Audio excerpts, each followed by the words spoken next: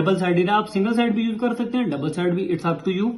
उसके बाद एक तो ये चीज है, ये आप इसको उतार कर यहाँ पर भी इस तरह दोबारा से रख सकते हैं। दूसरा, आप इसको यूज कैसे करेंगे, देखें अगर आप आईफोन के अंदर यूज कर रहे हैं तो देखें ये जो है वो आपकी पिन है, आप इसको आईफोन में प्लग इन करेंगे और यहाँ से ये आपका स्टार्ट हो जाएगा। ये आईफोन में यूज करना बड़ा ही आसान है। उसके बाद अगर आप ये चाहते हैं कि आप इसको उतार लें, आप आईफोन में यूज नहीं करना चाह रहे, आप लेट सपोज किसी एंड्रॉयड वगैरह में या किसी और चीज में यूज करना चाह रहे हैं, तो आप इसको लगेंगे, ये लीड है यानी इसको कनेक्टर आप इसमें प्लग इन कर देंगे तो ये हो जाएगा।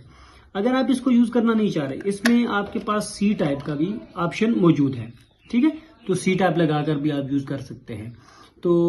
ये माइक जो है ये बेसिकली बोया का ओरिजिनल माइक है और ये पाकिस्तान से आपको मिल जाता है, लेकिन बहुत मुश्किल से, मैंने चूंकि ऑनलाइन मंगवाया है, फॉरेन कंट्री से मंगवाया है, जर्मनी से मंगवाया है,